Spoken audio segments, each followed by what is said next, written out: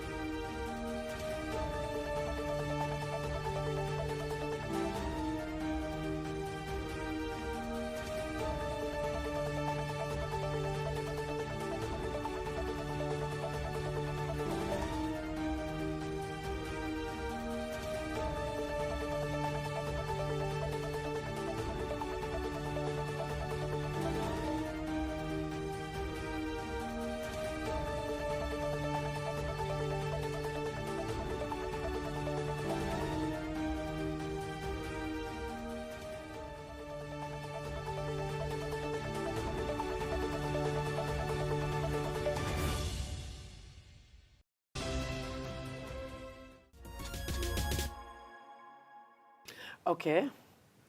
It is that time we've all been waiting for. We now have with us Honorable Dr. Adedayo Benjamin-Laniyi as our guide this morning.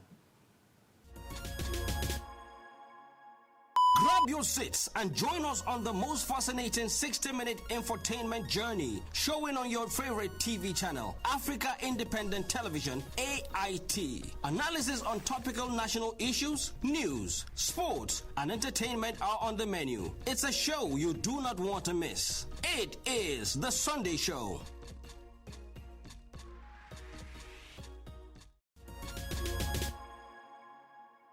It's still The Sunday Show on Africa Independent Television, AIT. My name, once again, is Obi Ajuru, you already know.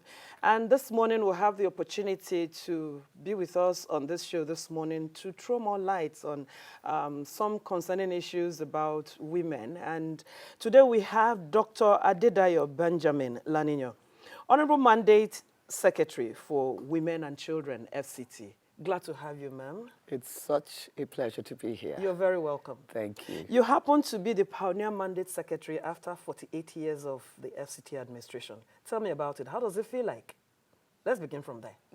It's a learning curve, and it's a privilege that has been given to the administration of the FCTA through the renewed hope agenda of His Excellency, our President, His Excellency Bola Ahmed Tinubu, and through the instrumentality of his giving FCT the Honorable Minister, Barrister Nyesom Wike. His Excellency, the Honorable Minister of the FCT. He's one man that does not joke with women. He doesn't He has so much just respect. not joke. He has He so much is respect for very intentional. And while there are different viewpoints to how he gives very deliberate intervention and expression, it is clear that he's a leader by action. Everything for him, as Mr. Project, is a project. So women are a project. When he saw there was the lacuna, there was no Women Affairs Ministry for the FCT, his immediate intervention was get a Women Affairs Secretariat in place and make sure it's a platform for engagement for the FCT administration to reach women, not just as women's project, but as human development projects in our 884 FCT communities, 62 wards, 17 traditional chiefdoms, 6 area councils through the office of a mandate secretary for women affairs. That's a lot of work to do. Well, it's, like I said, it's a learning curve. And it's one that has, at my inauguration, he said he believes that the mandate secretary, Adedayo Benjamin-Laniyi, is going to bring her creative, innovative style Very, very to make creative. a difference. And, well, the creative, those who watch your the programs. creative, innovative has been challenged in every respect because I'm a disruption in the space of public service. But the principle is service. Service. And To when you determine that it's service to humanity, I'm also privileged to serve as the FCT coordinator for Her Excellency's, the First Lady's Renewed Hope Initiative. This is the advocacy of His Excellency, the President's agenda, which Her Excellency has transformatively reset into a structure of non-governmental intervention through her office. The wives of all the executive governors are the instrumental coordinators in their states. And through all of the different project interventions, agriculture, education, health, social service and welfare, what Her Excellency has been doing has been to reach the 774 local government wards with one project in one day, across a nation, in one move. It is such a unique action plan that like I said, it's a learning curve, both from the office of Her Excellency the First Lady, from the office of His Excellency the Honorable Minister of the FCT. It has retrained and rescaled my capacities, my creativity, my innovation, and my disruption. That brings me to asking, the advocacy for women to be given the opportunity to lead in various capacities and offices has been on for a long time. If there are reasons for this, could you please throw more light? You don't stop. You don't stop. You know, women redefine purpose when they now become drivers of purpose. Like I said, a woman's assignment is not about woman for woman. It is woman for human development. Therefore, the history that challenges women in the space of leadership is not a history that, because of the challenges of that experience, we give up and end up in a place of depression, aggression, because of social historical rejections. A woman must always arise to show herself again, to rebirth aspirations of a former generation or an individual who, in their being marginalized, pulled or pushed down, now has not a riot, but a connection, an intergenerational connection where she gets up. When you bring women together, when you give women leadership opportunity, really you give them leadership distinction. Because I say to see the difference you want to see, become the difference you want to see. In that becoming, every woman is able to now bring out her unique collateral. Every woman is a DNA in her community, in her society. I can imagine, because I wanted to ask, because in Africa, and Nigeria in particular, various important positions has been occupied by men. And the few women that has been brought into, like the way you are brought in, has actually made their marks. So why did it take us so long to discover that women are actually a special breed? My dear, let me rephrase that. Okay. It's not why did it take us. It never took us so long. We've always been a special expression, not even a breed. We're just a special expression of creation, of community leadership. From eons of time, the women have been the ones. Mama Funmilayo Ransom Kuti. She didn't lead a riot. The Egba women's riot, as I'm an Egba daughter, is not a riot. It's a movement. It's a movement that went to the palace from the place, not of emotions, but of decision to make an impact, to change the course of history. It wasn't so much of just for women, but indeed for community. Our mother, Margaret Ekpo, you look at all of the distinctive values that she was able to bring into her society, not just for that moment, but following through time. Women have always occupied positions of leadership from history, from our homes, our mothers. They lead from the place of not just the kitchen, not the other room, bedroom, but from the place of emotional intelligence, a wisdom that redirects how to connect with the leader in the house, with the leader in the community. And with that, she begins to preserve her own brood and raise her children. For me, therefore, don't look at it and say, why has it taken us so long? No. And you know, the truth of the matter is, when you're looking at it, because in politics and in other positions of political appointeeship, you say, where are the women? There are not enough of us. Yes, but let us start from where we are. Leadership is not something anyone is going to give us free of charge. So what do we, It how is do we so, go? We take it by... You take it by the right In the kind time of John the force. Baptist, You, the kingdom of God suffered no, violence. you see the violence. I say there's a wisdom with which we go for this thing. And also because of our cultural patriarchy, it demands that there is a wisdom with which we need to present ourselves, to prefer ourselves. Women must also support each other. Women, are we And really bring supporting ourselves, each other? Well, you got me here. Oh, It's an okay. expression of support. Okay. The truth of the matter is we keep looking at where women have failed, and we don't say where women, we don't see and say where women have succeeded.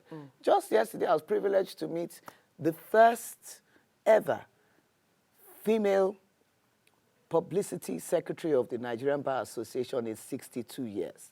It's the first time ever a woman is occupying that Such position.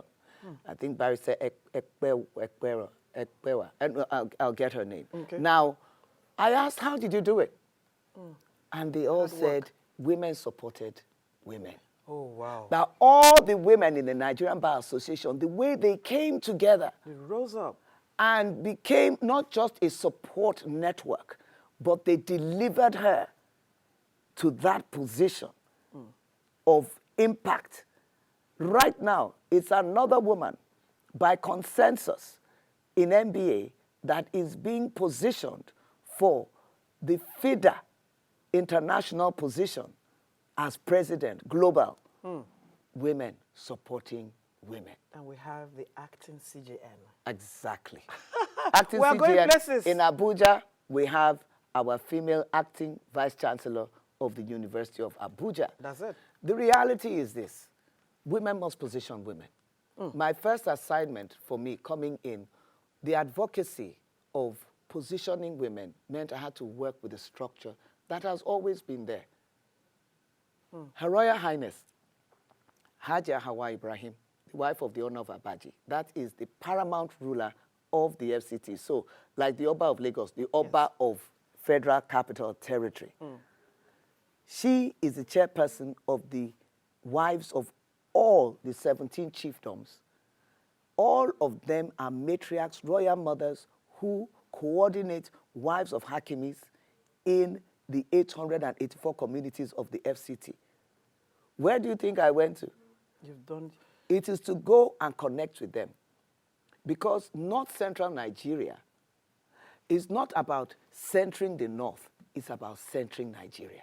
Honorable Laniyi, today with the mood at which you're bringing out all of this information, do you see women also being able to come together to vote for one governor as a woman to stand? You know, not deputy. we are in a learning curve.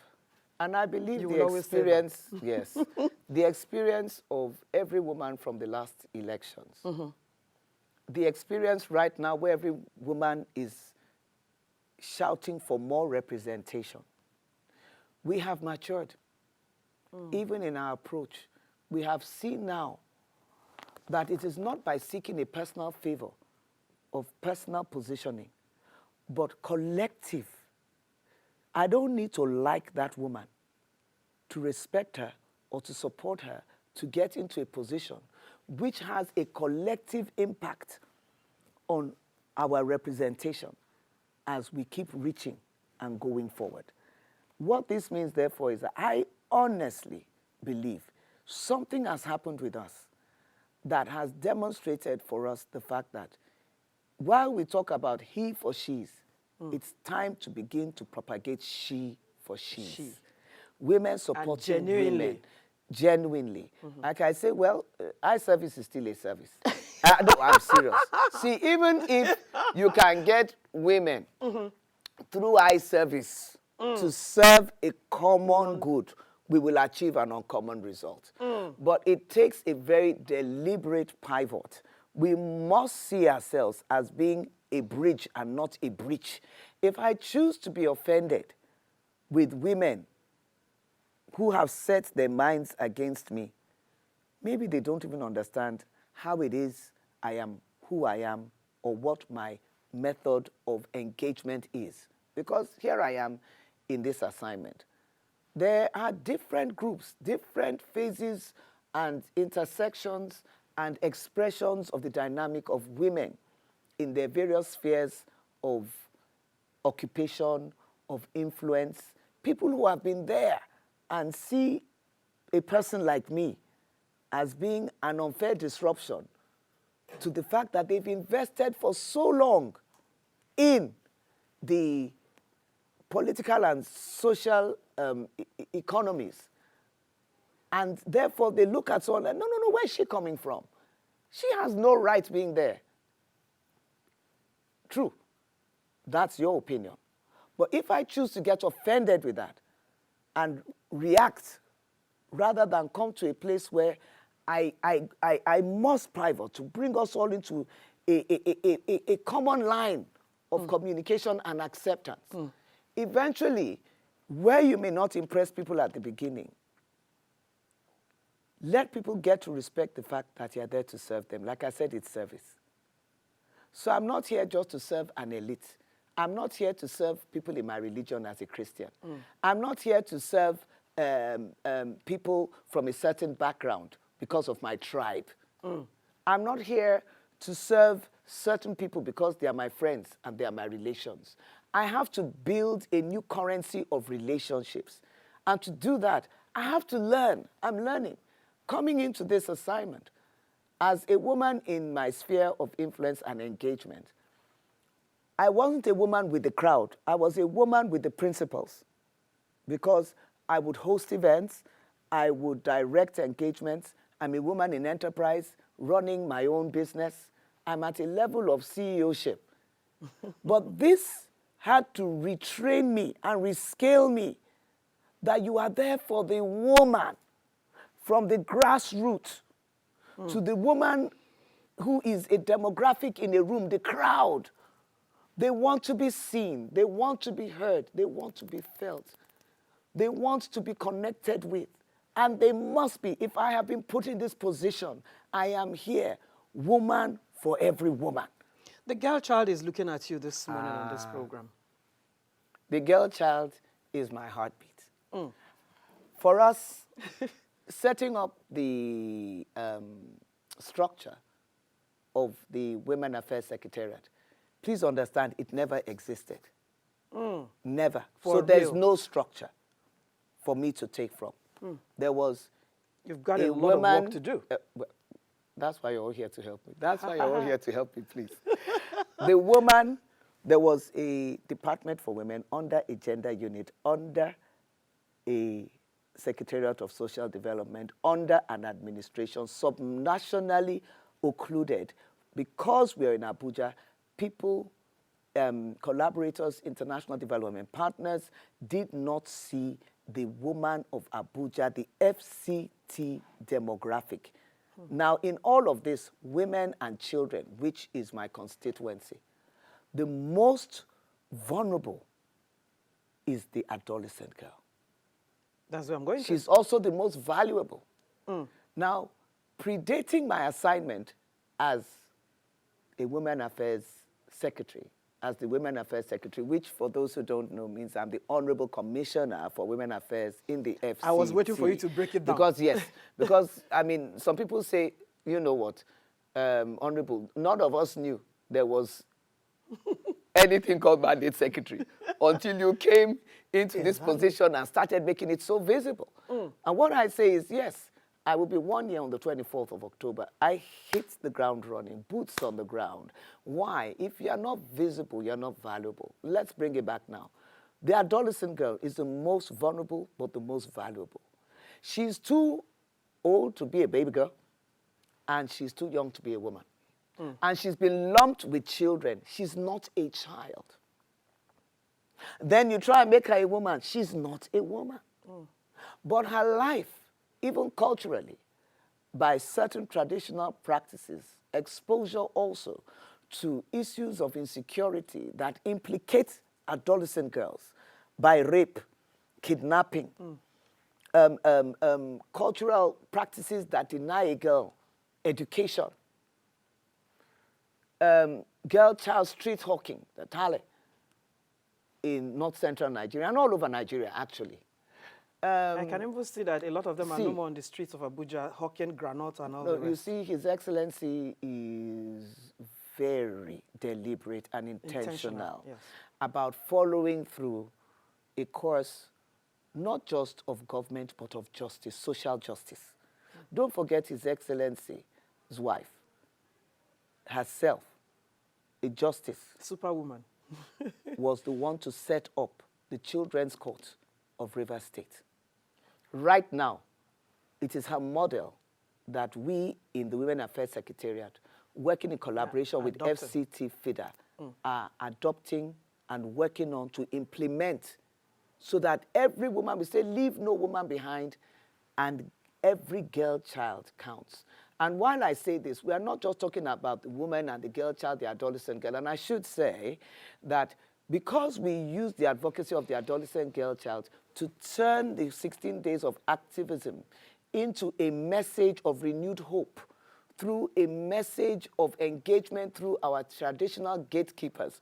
We went to the fathers through the royal mothers, using the adolescent girl child as a case of request to bring education, intervention, a voice for her.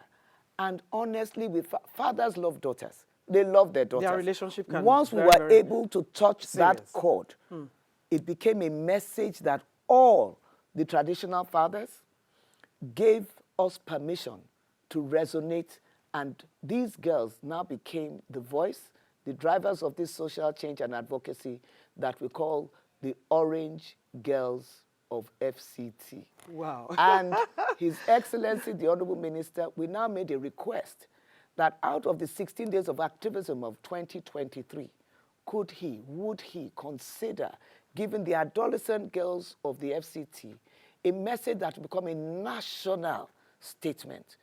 So for the first time in the history of Nigeria, we have a day of the adolescent girl child that has been trailblazed by FCT. 10th of December every year was instituted I must be by part His of this. Excellency. This year in 2024. I must be part of it. Oh, yes. I'm so an it's adolescent. an advocacy. Yeah. Well, you know what? I'll tell you what. What I say is, to every woman, never lose the girl in you. Because it is the adolescent girl that has the power, that dares to dream. Very vulnerable stage. And you encourage her, yes. So like I said, predating my coming into this office as Women Affairs Secretary, I had worked with the Government Girls Secondary School, Dutse, with a project I called the Dream Girls. And this was in 2020. That's how come I'm a doctor of philosophy in humane letters from the United Nations. And Congratulations. It was, yeah, thank you. That was how it came to be. Just working with those girls for 5 weeks, using the acronym DREAM. Dare to dream, reach for the stars, excellence, make excellence your value choice every day, because it's not by chance, it's by choice. A, aspire for higher. And how do I tell them? Bring your hand. No, the other hand. Okay. I say aspire together. So I explain to every girl child, it's very important to carry the message of working together as a force, as a movement. If you want to go fast, go alone. But if you want to go far and create legacy, go together.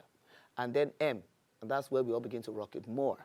More is who I am, and more is who you are. Exactly. That's my message to the adolescent girl child. It's not a message that is cascading. From those dream girls, I now have orange girls all over Abuja. Orange girls are 5 girls from every one of the 62 wards, making 310, who have 5 friends, making 2,000 and something, who have 1 friend each, making a total of just under 4,000 girls. Anything that is a social advocacy intervention, these girls carry, all of them in secondary school, and they're able to impact and carry this forward. Fantastic. So you have this special favor from heaven above, that whatsoever you get involved in always become the very best. I have always followed you all the time you were into emceeing and, you know, directing events, occasions, and I watch you on live television, and I'm like, oh God, Adedayo, you know? So that is so, so, so beautiful. Look at where you are today. Well, you know, I'm thankful, like you said. Heaven is for us all. And Nigeria's share of heaven is an amazing share. Nigeria's heaven is a heaven that positions us in first heavens. Let me put it that way. When you talk about the women, we look at our opportunities. My recommendations would always be where we are being either elected or selected. Whoever you are, be the difference you want to see. You cannot look for popularity. Don't look for friends and followers online or anywhere. Just be fully persuaded about delivering the committed pedigree, the dignity of our humanity where you are. Watch the culture, watch the cultural tone. Her Excellency Aisha Babangida is someone of very dear connection to me. And you know, in our engagements, in our conversations, I get counsel from different people. But one thing she did make me appreciate was how to approach the hierarchy of leadership in northern Nigeria. And also the tone. That's a fantastic topic for another day. Yes, and the tone with which to go and meet them and meet the mothers. And because of that, I've ended up with fathers across. We look at the wives, the first ladies of the area council chairman, the 6 of them in Abuja. They are amazing collateral. And apart from them, you have the women community development officers. Everyone in their position being repositioned because I choose to embrace them. I choose to bring, I cannot say what they will say. I don't know what they know. I haven't been where they've been. There are indigenes who have grown up here from the earth, generations. Mariam Issa Barnabas, who is a politician, who is from the civil service. She is a MacArthur beneficiary. She trains women in pottery making. But what she's doing them is training them in economy. So when we look at that, Mero Shafa today is Ladi Kwali's legacy of how many years ago? Thank you. Thank you. We had the opportunity this morning to be with Dr. Adedayo Benjamin-Laniyi, the very first mandate secretary of the FCT. Women Affairs. I have 10 other mandate secretaries. I mean, there are 10 of us. It's easier to say Honorable Commissioner for Women Affairs, FCT. Well, you know, what makes us unique in FCT is that we are mandate secretaries. And I must say that, please, empowering women and encouraging the diversity, not just for leadership, but for decision-making, brings the gender mainstreaming and optics to politics, to governance, to economic empowerment. For me, FCT women, it's about not poverty alleviation, but wealth creation. Thank you. And the 3 pillars, agriculture, education, and their health. Thank you. Thank you so much. The program continues after this time. Don't go anywhere. If you're a corrupt Nigerian and you're made a judge, you will be a corrupt judge. If you're a corrupt Nigerian and you become a SAN, you will become a corrupt SAN. The problem is a Nigerian problem. It starts from the home, it starts from the communities. We don't even hold each other accountable any longer. I want to challenge us. Are you waiting for your turn? Because the last election to me was the most sincere. A man who is now, with all due respect, our president, said it is his turn. I felt that was the most sincere statement. Because amongst the political class, amongst the judges, amongst the judiciary, the legislative, all of us are waiting for our turn. Our turn for the embarrassingly reality that we are left to cater to ourselves. The very nature of the Nigerian state is what is creating the electoral rot. Every Nigerian is taking care of themselves. So when you are elected, when you're looking for office, you're looking for a means to take care of yourself. Pay school fees, pay for your electricity, pay for water, pay for the road, pay for everything. Even your security you pay for. So tell me, how can you elect me and expect me, who is coming for my own slice of the national cake, to protect yours? The problem is all of us sitting here and those sitting out there. It may be simple to hold the judiciary responsible, but what I hold them responsible for, with all due respect, is before you became a judge, you were a Nigerian. And sir, because you're the governor we're seeing, you were once a governor, and now you are the chairman of the ruling party. Before all of that, you were a Nigerian. Let's think about Nigeria first. Thank you very much.